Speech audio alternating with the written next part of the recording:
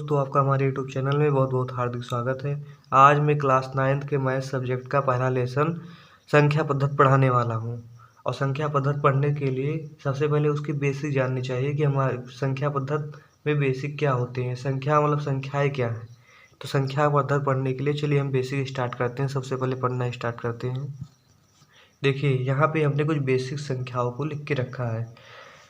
सबसे पहले आपके चैप्टर का नाम पता होना चाहिए। 9th का पहला चैप्टर मैथ का है संख्या पद्धति। संख्याओं के बारे में हमको पढ़ना है। और पहली संख्या होती है प्राकृतिक संख्या। अब प्राकृतिक संख्या किसे कहते हैं आपको नहीं पता है तो हम बता दे रहे हैं।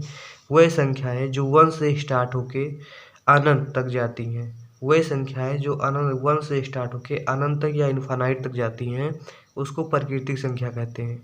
क्लियर। वह संख्याएं जो +1 से स्टार्ट होके अनंत या इन्फानाइट तक जाती हैं उसको प्राकृतिक संख्या कहते हैं। फिर दूसरी संख्या देखिए। दूसरी संख्या है पूर्ण संख्या। पूर्ण संख्या वह संख्या है जो 0 से स्टार्ट होके अनंत या इन्फानाइट तक जाती है। इसको कहते हैं जो हमने आप मान लीजिए उल्टा 8 बनाए हैं, इसको कहते हैं इन्फानाइट और ये अनंत लिखा हुआ है। वह संख्याएं जो हमारी 0 से स्टार्ट होके अनंत तक जाती हैं उसको क्या कहेंगे पूर्ण संख्या। अनंत का मतलब समझ पा रहे हो। जैसे एक सड़क होता है, उसको पकड़ लीजिए, आप चलते जाइए आपकी मंजिल आ जाएगी, लेकिन आपका सड़क नहीं ख़त्म होता है।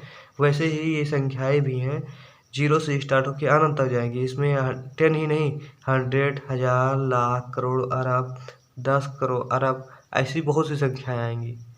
तो वैसे ही हैं प्राकृतिक संख्या जो 1 से स्टार्ट होकर होती हैं अनंत तक जाती हैं। फिर पूर्ण संख्या है वह संख्या है जो 0 से स्टार्ट होकर अनंत तक या इनफाइनाइट तक जाती हैं। फिर आता है पूर्णांक संख्या।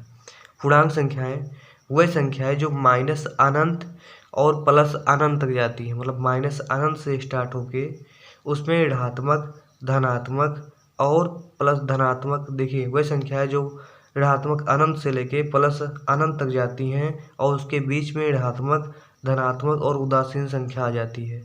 ठीक है। वह संख्याएं जो माइनस अनंत से या माइनस इन्फानाइट से स्टार्ट होकर प्लस इन्फानाइट या प्लस अनंत तक जाती हैं और उसके बीच में ऋणात्मक संख्याएं, धनात्मक संख्याएं और उदासीन सभी आ जाते हैं, उसको क्या कहेंगे पूर्णांक संख्या कहेंगे। चलिए अब देखते हैं अपना परिमेय संख्या किसे कहते हैं। परिमेय संख्या अच्छे से देखना क्योंकि बहुत कम लोगों को परिमेय संख्या समझ में आती है। हम बहुत एग्जाम्पल लेके आपको समझाएंगे कि परिमेय संख्या किसे कहते हैं। सबसे पहले देखिए, इसमें कहा गया है जो संख्या हमारी हो P/Q के रूप का लिखा हो। जैसे मान लीजिए आपका 2/3 लिखा हुआ है। अब देखिए ये मान लीजिए अंश है। ऊपर वाली संख्या को क्या कहते हैं अंश और नीचे वाली संख्या को क्या कहते हैं हर।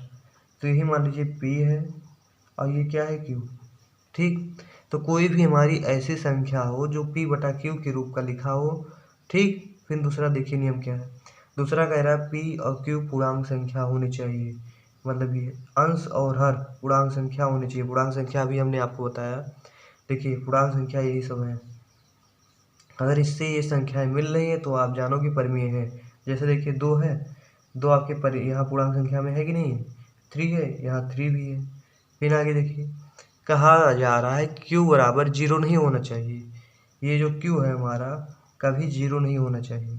जैसे देखिए यहाँ 3 है ना, Q आपका 3 ही तो है, तो मतलब 0 नहीं है, तो ये क्या होगी परिमेय संख्या होगी।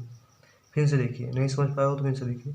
मान लीजिए कोई संख्या 0.-1 लिखा है, तो आपको इसको पहचानने के लिए परिमेय है कि नहीं है सबसे पहले करना पड़ेगा। देखिए P/Q के रूप का लिखा है कि नहीं लिखा है, लिखा हुआ है। दूसरा नंबर देखिए कि P और Q पूर्णांक संख्या है कि नहीं है। तो P और Q -1 और 0 पूर्णांक संख्याएं हैं। फिर तीसरा नंबर देखिए Q आपका 0 नहीं है, यहाँ देखिए -1 है, 0 नहीं है, तो इसलिए ये भी परिमेय संख्या होंगी। फिर देखिए दूसरा एग्जाम्पल, मान लीजिए -5/0 लिखा हुआ है। तब फिर पहचानिए देखिए ये परिमेय है कि नहीं। सबसे पहले देखिए P/Q के रूप का लिखा है, तो ये P/Q के रूप का लिखा हुआ है। फिर दूसरा देखिए कि PQ पूर्णांक संख्याएं हैं, तो यहाँ देखेंगे कि PQ पूर्णांक संख्याएं हैं। फिर देखिए तीसरा कि Q बराबर 0 नहीं होना चाहिए, यहाँ Q बराबर 0 हो गया, इसलिए क्या होगा अपरिमेय संख्या हो जाएगा। कोई भी नियम अगर परिमेय संख्या का नहीं फॉलो हो रहा है तो तुरंत अपरिमेय बन जाता है। फिर से एक एग्जाम्पल लेते हैं। देखिए √5/7। अब ये बताइए परिमेय है कि अपरिमेय है।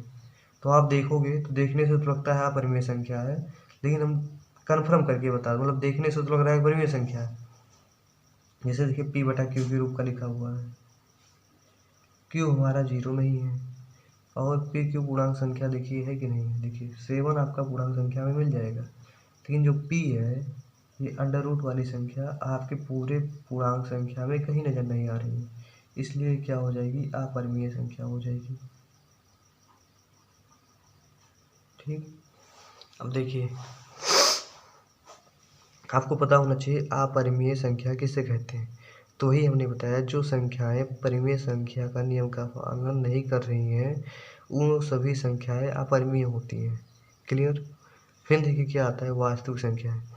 वह संख्याएं जो परिमेय और अपरिमेय संख्याओं से मिलकर बनती हैं उसे वास्तविक संख्या कहते हैं।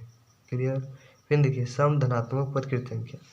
इसमें सम भी और धनात्मक भी यही सब संख्याएं तो नजर आ रही हैं, तो यही सब संख्याएं हैं। ये अनंत तक चली गई हैं, इससे बहुत सी संख्याएं आएंगी।